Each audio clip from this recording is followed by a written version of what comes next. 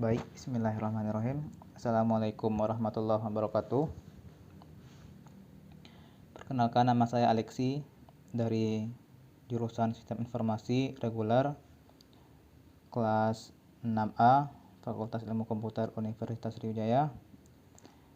Video ini saya buat dengan tujuan untuk memenuhi salah satu tugas dalam mata kuliah IRP atau Enterprise Resource Planning dalam materi yaitu MRP atau Material Requirement Planning.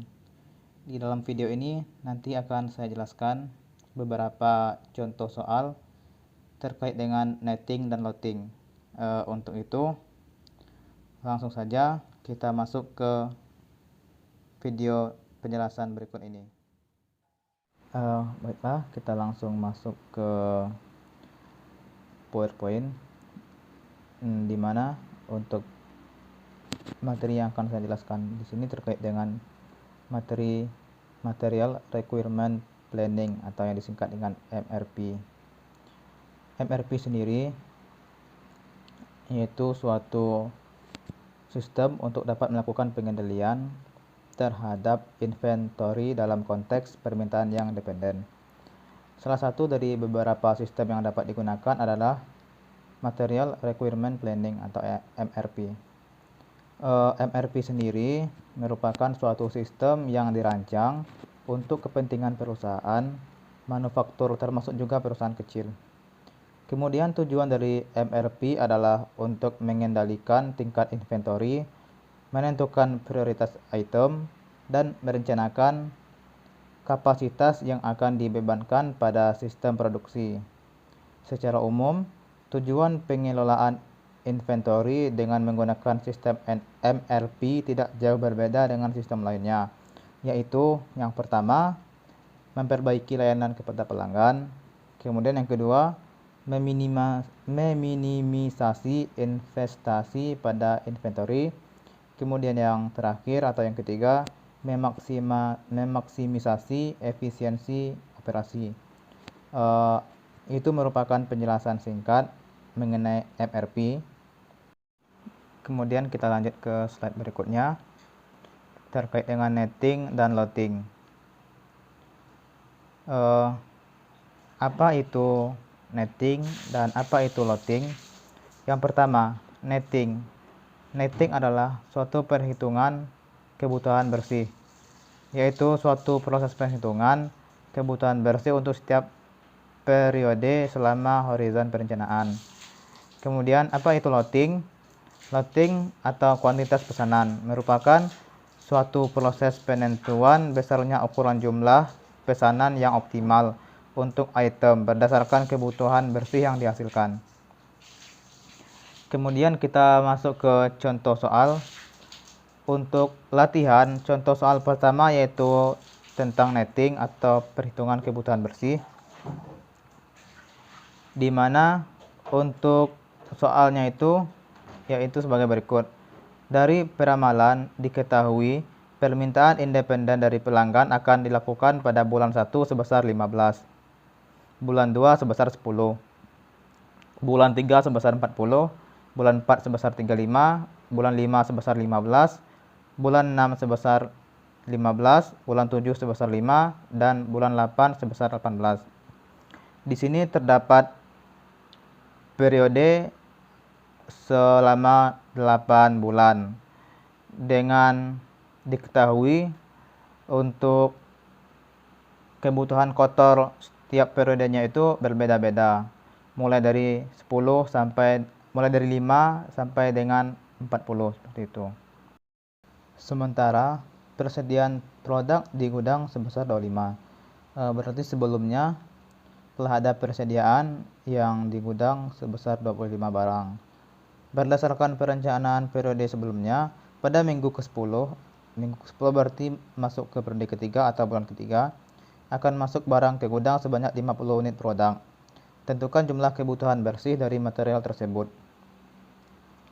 Di sini kita masukkan yang diketahui dari produk minggu pertama sampai bulan pertama, maksudnya sampai bulan ke-8. Untuk kebutuhan kotor masing-masing produk per periode, di sini untuk minggu pertama terdapat 15 unit kebutuhan kotor di periode pertama. Namun sebelumnya telah ada 25 unit produk yang tersedia. 25 unit produk dikurangi dengan kebutuhan kotor sebanyak 15, maka persediaan di bulan pertama tersisa 10. Kemudian untuk permintaan atau kebutuhan kotor di bulan kedua itu sebanyak 10 unit. Karena di persediaan di tangan di bulan pertama itu sebanyak 10 juga, maka untuk persediaan di tangan di bulan kedua itu kosong. Kemudian masuk ke bulan ketiga, di mana di bulan ketiga untuk kebutuhan kotornya itu sebanyak 40 atau sebesar 40 unit.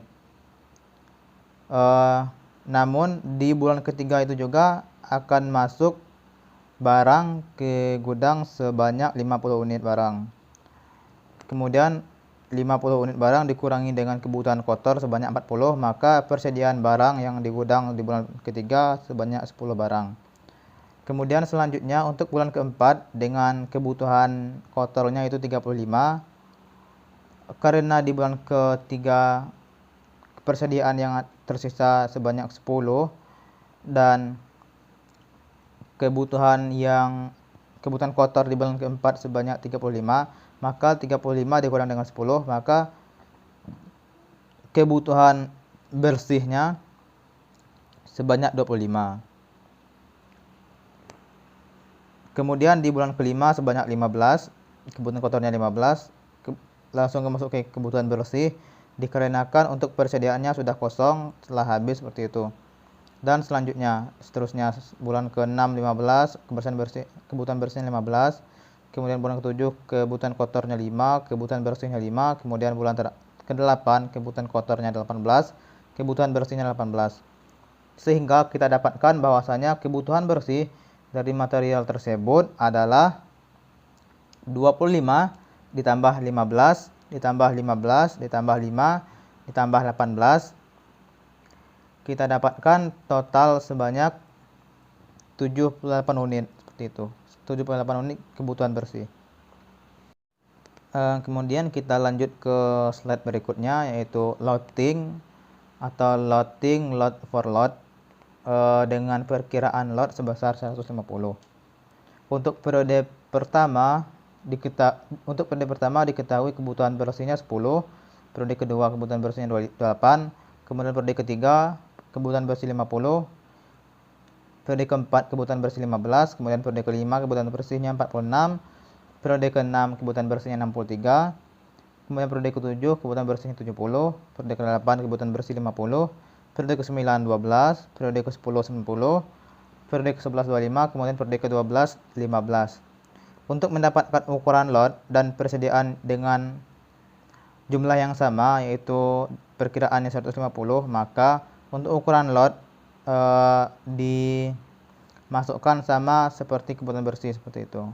Untuk ukuran lot sama seperti kebutuhan bersih dengan dikurangi kebutuhan bersih dikurangi ukuran lot, maka sama-sama mendapatkan hasil 0 untuk persediaan seperti itu. Kemudian kita lanjut ke contoh soal yang ketiga, yaitu loading economic order quantity. Di sini untuk soalnya, jika diketahui biaya penyimpanan produk X sebesar 700 per unit atau periode dan biaya pemasaran sebesar Rp2.500 per unit, dengan estimasi kebutuhan konsumen bersih seperti pada tabel di bawah ini. Tentukan besarnya nilai lot dan pergerakan jumlah produk X tersebut menggunakan teknik Load Economic Order Quantity atau EOQ.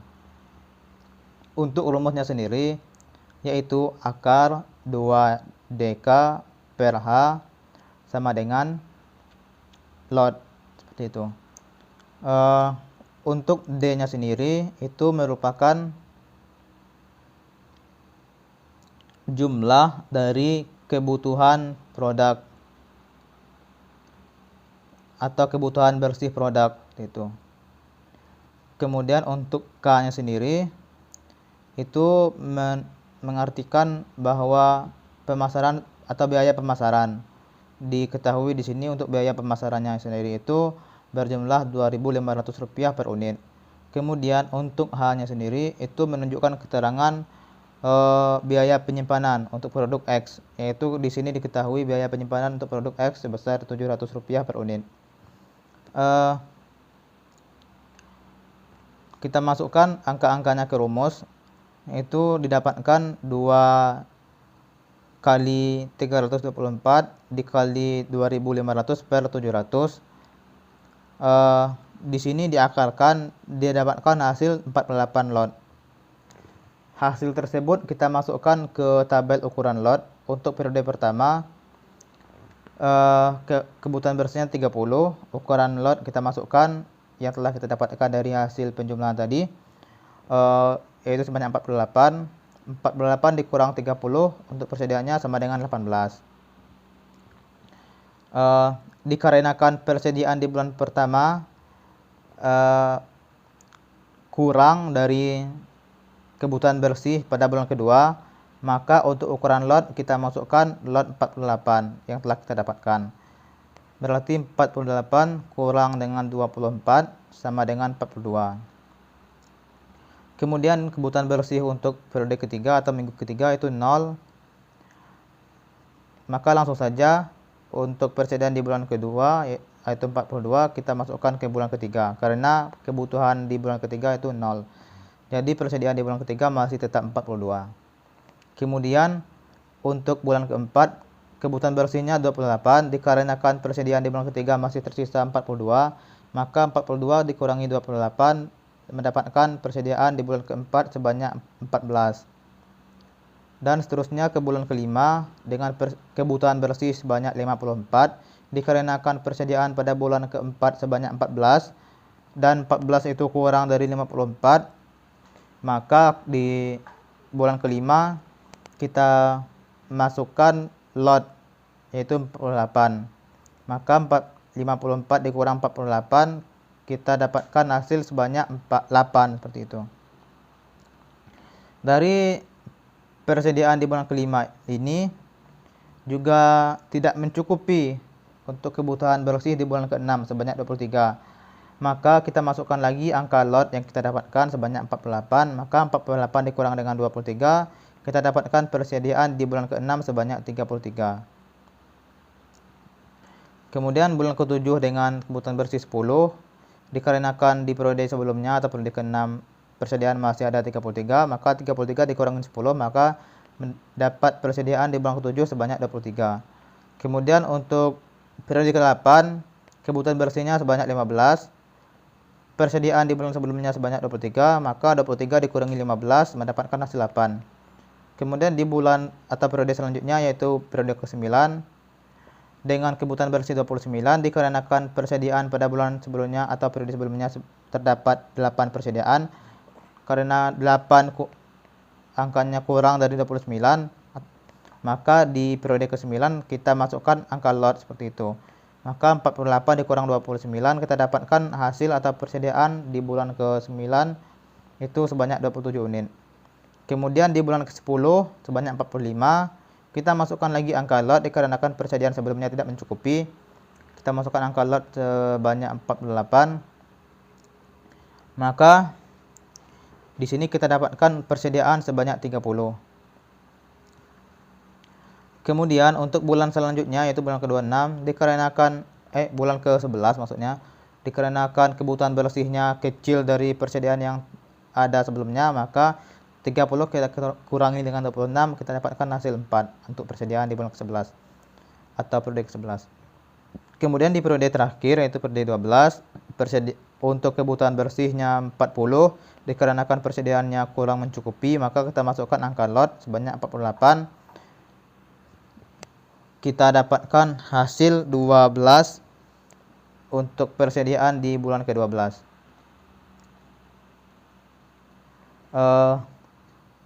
Kemudian kita masuk ke kesimpulan.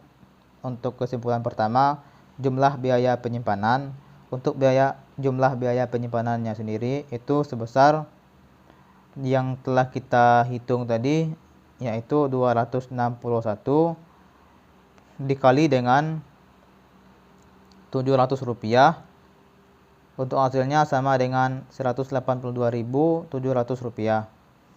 Kemudian jumlah biaya pemesanan itu sebesar 7 dikali dengan 2.500 rupiah. Hasilnya sama dengan 17.500 rupiah.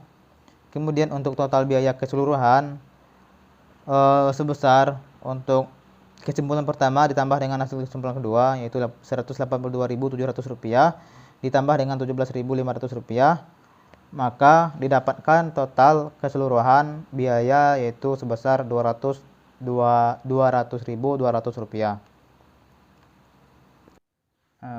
Baik, sekian penjelasan singkat yang telah saya paparkan.